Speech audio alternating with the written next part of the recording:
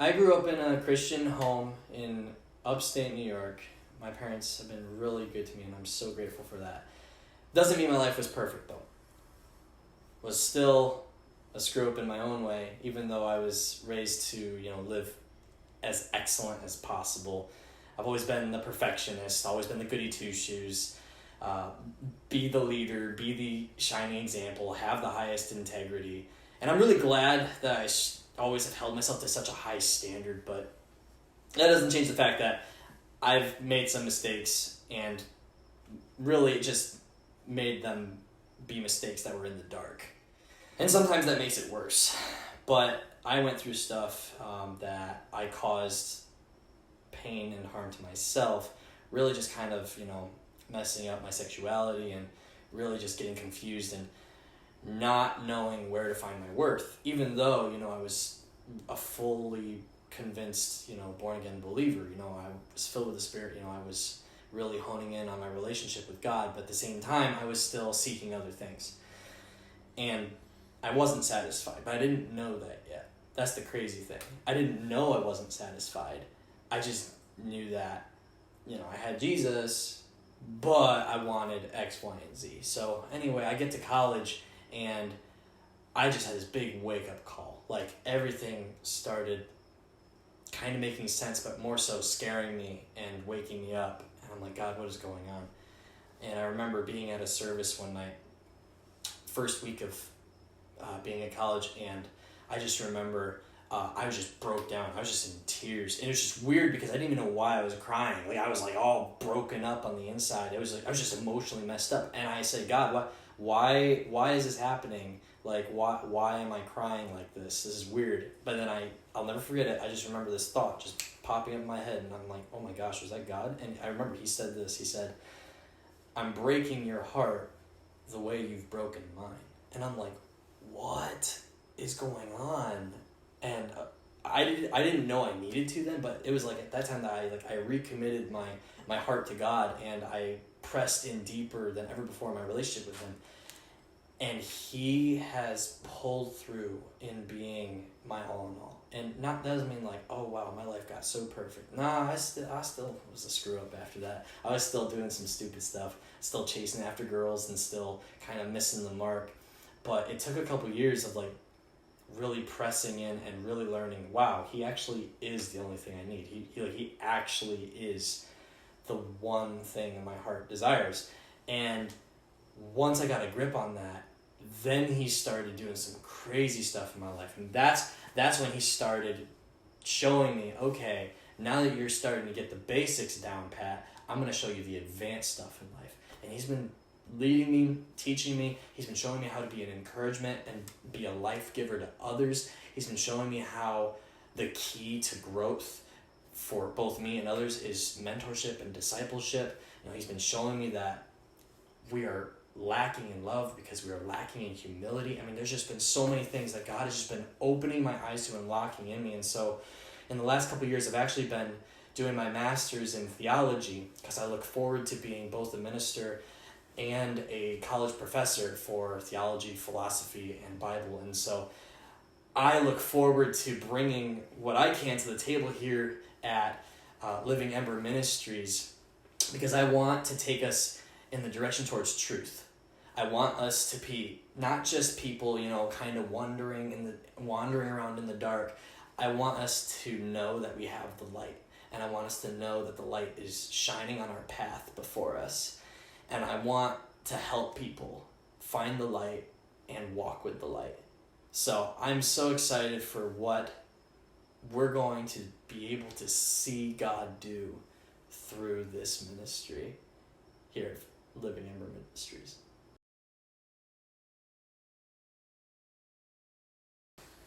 All right. I grew up in a broken family. It wasn't the easiest. A lot of different situations, a lot of false memories, and a lot of memories I found out to be true. It definitely affected me in a bad way whenever I was growing up. I believed I was a black sheep in my family, especially since I had a step family as well. And it was really hard to connect myself to them and not feel like I was a burden. throughout most of my childhood, I thought everything I did was a handicap to other people. And everything I did was just slowing someone down and just making me feel like a weight that was unwanted. Through most of my elementary and middle school years, it was very much me getting into fights and trying to be what other people wanted me to be. And it wasn't a very pretty sight. As I went through middle school and got into 8th grade, at this point in time, I was pretty well known with my step family. They were nice people, don't get me wrong. I was just a very broken kid. And I would continuously, like I said, be someone else to try to fit my own standpoint.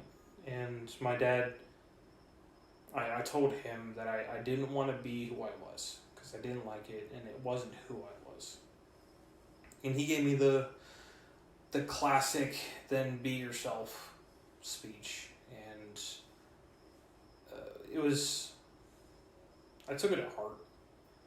I was in the Boy Scouts, and I went through that, and I went all the way through into Eagle, and it taught me the 12 laws of a Boy Scout, which is to be trustworthy, loyal, helpful, friendly, courteous, kind, obedient, cheerful, thrifty, brave, clean, and reverent. And every single time I get in trouble or break one of those, my dad would make me sit down and write the definition of all of them. And it shaped me slowly more because I understood the true meaning of each one as I wrote them.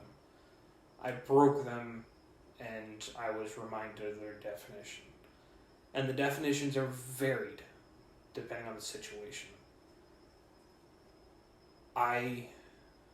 Even though he gave me the cheesiest advice he could have, it was just perfect timing. And whenever I went into 9th grade, I believed he was right, and I gave up on trying to be someone else. And throughout high school, I had a better life. I started healing, I started helping other people, and being truly of myself. And of course, I wasn't perfect, and I still was trying to push forward, and the more I pushed forward, the closer I got to God. I still have the memories. I still have a lot of pain. And there was a lot of bad situations I went through. I have scars on my body from myself and external forces inflicting them upon me. Physical and emotional scars. But I never want to regret. And that's why I gave up on being someone else. I was myself. And I pushed to be myself, and in doing that, I got to know myself through games. Video games with my friends, and learning to be who I could be. Because not only was it me trying to be myself, but it was trying to figure out who I was. Which made it a lot easier because I had no idea. And I went through, and I got to know who I was. And I pushed forward, and of course I got out of high school, and I got the idea as I was gaming, playing League of Legends, which is probably one of the saltiest communities there is I didn't want to be salty, and I kept thinking of different ways of negating the salt, and I tried to come up with a way to show other people as well, and that idea slowly morphed into what I wanted to do today, which is with the Living Ember Ministries. Is I want to show people there's another way to live, and there's another way to game.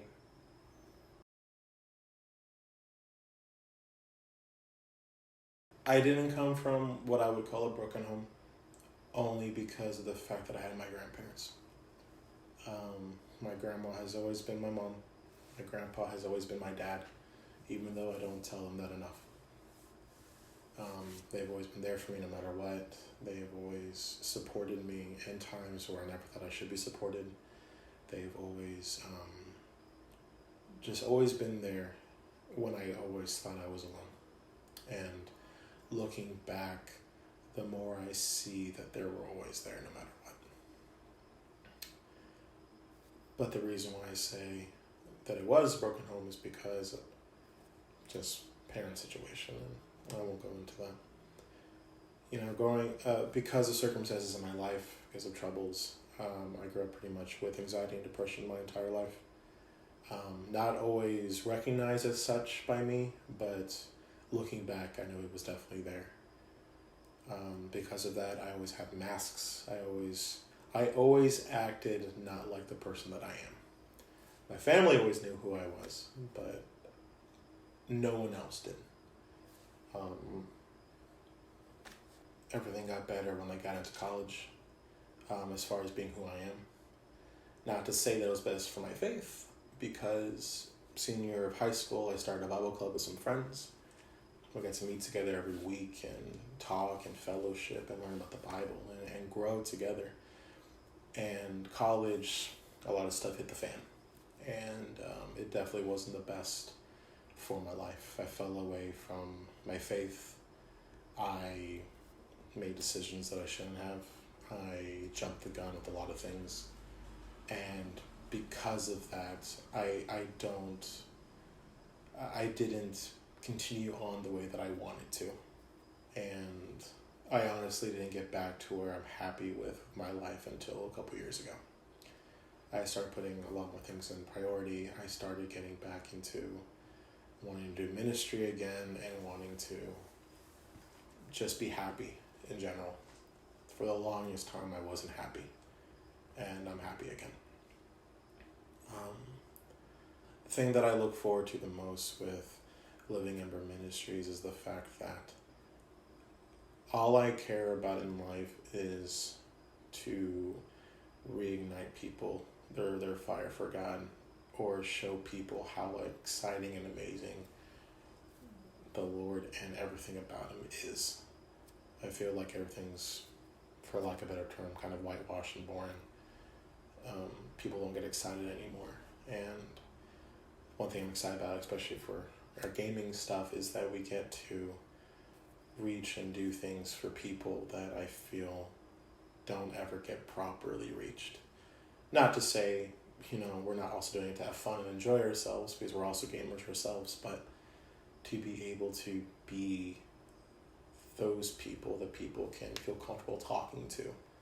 I know in my life, there's been definitely areas of my life I didn't feel comfortable talking to people about, because I didn't feel like they would understand. I didn't feel like they were in the right group. I didn't feel that it was right for me to talk to someone about my problems, because they just weren't like me. I couldn't relate to them. I didn't feel comfortable with them. And looking back, I wish that I had someone who was like me for me to talk to, that I could talk with and get things off my chest, and I probably would have changed a lot in my life. I definitely look forward to everything that we have going on. I'm very excited for things to come, and I'm definitely feel blessed beyond measure because Taylor and Raph are in my life, and we get to do this going forward and really show the world that God loves them in all of its essence, without being corny or anything, that no matter what we do, God loves us. And that's really it.